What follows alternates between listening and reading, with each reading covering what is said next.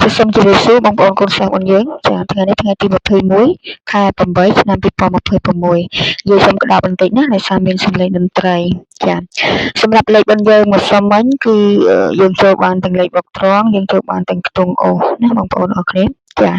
ហើយលេខដែលយើងបន្ថែមឲ្យម៉ោង4ក៏យើងបាន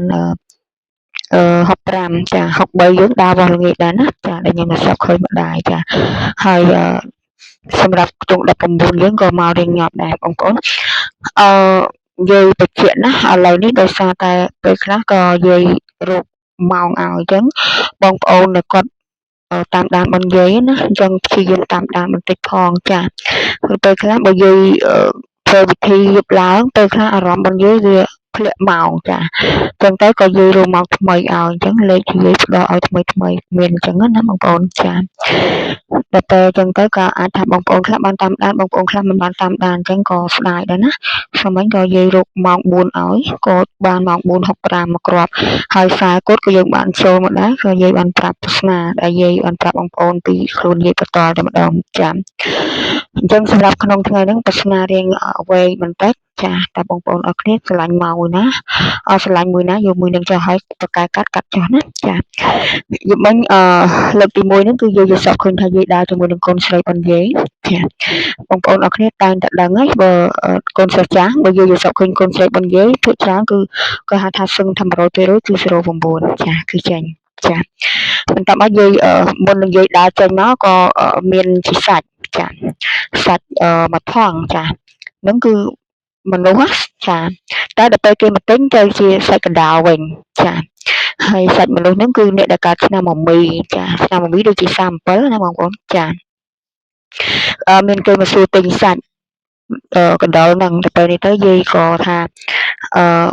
អត់ច្បាស់តម្លៃមិនដឹងថាតម្លៃ3500ឬក៏4500ទេតម្លៃត្រង់ចំណុចហ្នឹងរឿងអត់ច្បាស់ចាបន្តមកទៀតក៏និយាយប្រាប់ថាតន្តម៉ែមកចាព្រោះពេលហ្នឹងម៉ែបញ្ជាអត់មកទេចាអត់នៅទេចាទៅផ្សារចា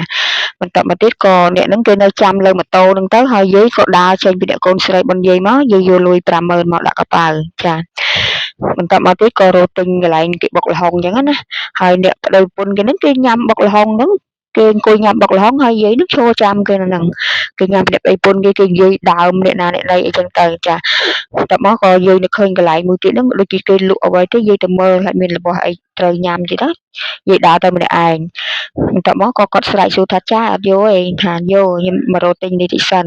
តែពេលយាយនេះដើរទៅដូចជាប្តីប្រពន្ធគេនោះដូចយាយប្រកែកគ្នាទៅគេបោះថងមកដុំកាត់ក្បាលយាយតែមកក៏យាយមានអារម្មណ៍ថាអន់ចិត្តយាយក៏ដើរមកវិញបន្ទាប់មកក៏យាយឲ្យគេគិតលុយចាហើយអាចំណុចគិតលុយហ្នឹងក៏យាយអត់ច្បាស់ដែរមិនដឹងថាគិតលុយហ្នឹងអស់3500ឬក៏4500ទៅវាត្រូវជាមួយនឹងអាតម្លៃសាច់នោះដែរអញ្ចឹងណាអត់ច្បាស់ដែរបន្តមកទៀតក៏កូនស្រីរបស់យាយហ្នឹងក៏គាត់ប្រាប់ថាឃ្លានញ៉ាំស្បែកជ្រូកខ្ញុំក៏សួរគេថាស្បែកជ្រូកមានអត់គេថាមានតែមកលុយនៅ500ដែលគេអាប់ឲ្យហ្នឹងយើងអត់ដឹងថាគេអាប់ឲ្យប៉ុន្មានទេប៉ុន្តែគេប្រាប់ថាស្បែកជ្រូកនោះអស់500ហើយយើងក៏ឃើញម្ដាយមាន500ហ្នឹងក៏ហុចឲ្យគេចឹងទៅច្បាស់អាហ្នឹងអា500ហ្នឹងគឺច្បាស់ខ្លាំងតែម្ដងចាបន្ទាប់មកទៀតក៏យាយដើរទៅជាមួយកូនស្រីទៀតហើយកូនស្រីក៏ថាម៉ាក់ចង់ញ៉ាំទឹកតៅហ៊ូតមកក៏យាយគាត់ថាកុំតាន់ពេញកូនម៉ាក់យកលុយមកតិចឯងតមកក៏ម៉ាក់ក៏យាយយកដៃស្ទាបពោះគាត់ដៃ5ស្ទាបពោះទៅថាគាត់ឯងកុំញ៉ាំពេលផ្ដាស់ពេកគាត់ឯងទៅញ៉ាំអានោះពីរមុខមិញហើយចាំមកវិញចាំទិញទឹកតៅហ៊ូហ្នឹងចាពេលដែលយាយដើរហ្នឹងដើរទៅព្រែកទ្របខាងផ្ទះបងយាយនោះចាអញ្ចឹងនឹងប្រស្នាលើកទី1ប្រស្នាលើកទី2ហ្នឹងគឺមុនបៀតភ្លឺនេះគឺយាយសពឃើញយាយអង្គុយញ៉ាំល្ពៅតបមកក៏សុំមីងយាយគាត់អង្គុយភាសាផ្លែល្ពៅបន្ទាប់មកក៏មីងយាយថាសុំផ្លែល្ពៅនឹងយកមកធ្វើអីទេយាយភ្លេចដែរតបមកមីងយាយគាត់ថាឌីរឿងអន់ខឹងនឹងយាយបន្តិចដែរដែលយាយទៅយកល្ពៅគាត់ណាតើយាយក៏យកមកជ្រុងយកមកលាងទឹកប្រស្នាមានប៉ុណ្ណឹងចាហើយសម្រាប់លេខដែលយាយឲ្យក្នុងថ្ងៃហ្នឹងមាន5កូដ12នេះពីរថ្ងៃណាអត់ចេញទេមើលថ្ងៃនេះវាចេញអត់09យាយសក់ឃើញកូនស្រីយាយដឹង20%ខ្ពស់ចេញ09មួយទៀតគឺ42ចាហើយសម្រាប់ខ្ទង់អូសយាយឲ្យអូស40ហើយនឹង30ក្នុងថ្ងៃហ្នឹងគឺសិតតែលេខស្អាតតែម្ដងណាចាអាហ្នឹងខ្ទង់អូសដែលយាយឲ្យចាអា3លេខអត់មានទេ ហើយសម្រាប់ពេលថ្ងៃម៉ោង1កូនសិស្សទាំងអស់គ្នាលេងខ្ទង់6គត់64ចាប៉ុន្តែលេខដែលយាយឲ្យពេលព្រឹកអត់ឲ្យចោលណាប្រស្នាពេលព្រឹកគឺសំខាន់ណាបងប្អូនចាសំខាន់ខ្លាំងប្រស្នាពេលព្រឹកនឹងចាម៉ោង1យើងលេងខ្ទង់6គត់64ចាលេខបុកត្រង់ហើយបើថ្ងៃយាយបានស្គេងមិនមកចាំយាយបង្ហោះបន្ថែមតែបើយាយបានបង្ហោះកូនសិស្សលេងតាមនឹងទៅចា